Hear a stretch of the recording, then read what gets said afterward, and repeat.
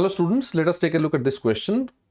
Chord AB of the circle x squared plus y squared equal to 100 passes through the point 7, 1 and subtends an angle of 60 degree at the circumference of the circle. If m1 and m2 are the slopes of two such chords, then the value of m1 m2 is equal to which of the given options.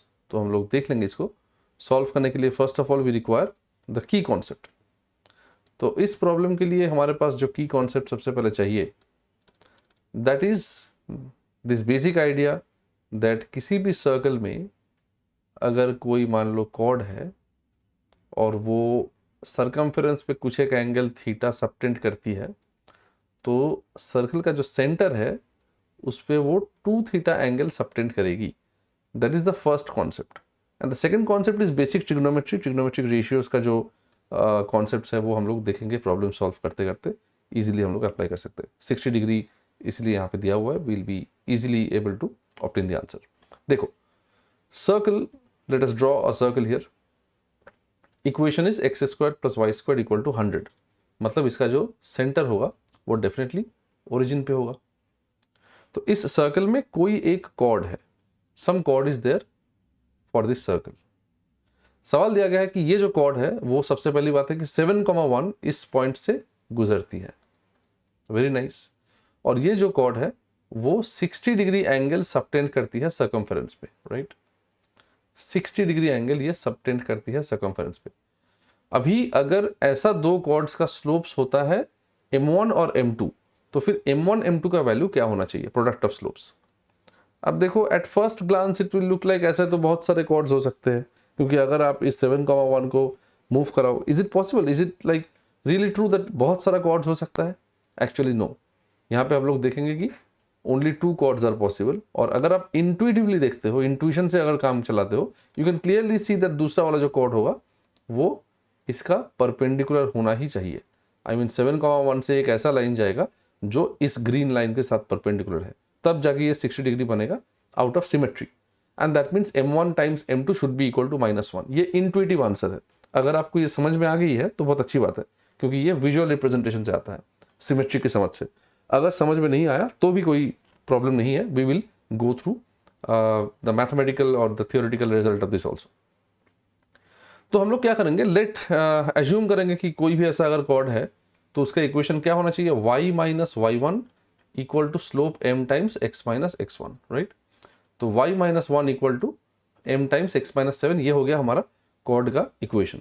इसको थोड़ा सा मैं manipulate करूंगा. mx minus 7 minus Y plus 1 equal to 0. Manipulate as in हम लोग इसको ax plus by plus c के terms में लिखेंगे. ये 7m होगा plus 1 minus 7m, this is equal to 0, ऐसे लिखेंगे. ऐसे लिखने का रीजन क्या था?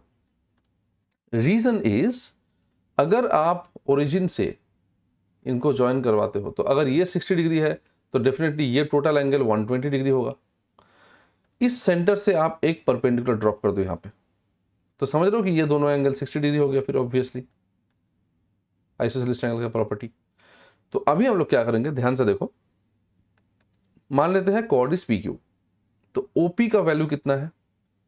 OP is the radius of the circle which is basically 10 units, क्योंकि x square plus y square equal to 10 square है. So radius will be 10 units.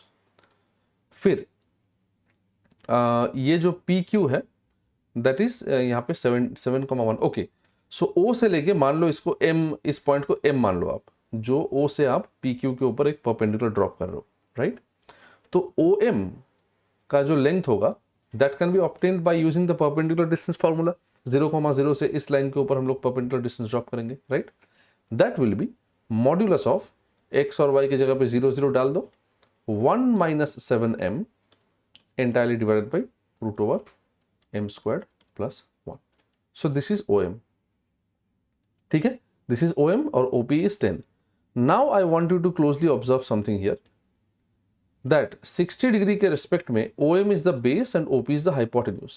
इसका मतलब cos 60 degree will be equal to base OM by hypotenuse 10. तो base हो गया mod of 1 minus 7m by root over m square plus 1. Divided by 10, इस 10 को मैं directly यहाँ पे लेके चलाया, दिस बाई 10 होता है ना, तो 10 cos 60 इक्वल टू दिस। तो अभी आप प्रोसीड करो, इसमें कैलकुलेट करो इसको। cos 60 sin 30 that is half, 10 times half is 5 के साथ आप root over M square plus 1 को क्रॉस मल्टीप्लाई कर दो, तो राइट में आ जाएगा 1 माइनस 7m का मॉड। आप दोनों साइड में होल स्क्वायर कर दो, तो मिलेगा आपके पास 25 times m squared plus 25 times 1, और राइट हैंड साइड में a squared minus 2ab plus b squared, है ना। तो if you take the 25m square to the right, सब कुछ राइट में चला गया, तो 49 minus 25 will be 24m squared. This is minus 14m, 1 minus 25 is minus 24 equal to 0. You should have been able to observe that this is a quadratic equation. अभी इसी quadratic equation का जो दो वैल्यू होगा वो होगा एक m1 एक m2, क्योंकि m तो स्लोप था, तो इसका अगर दो वैल्यू है तो वो दो पॉसिबल कोड्स के स्लोप होंगे।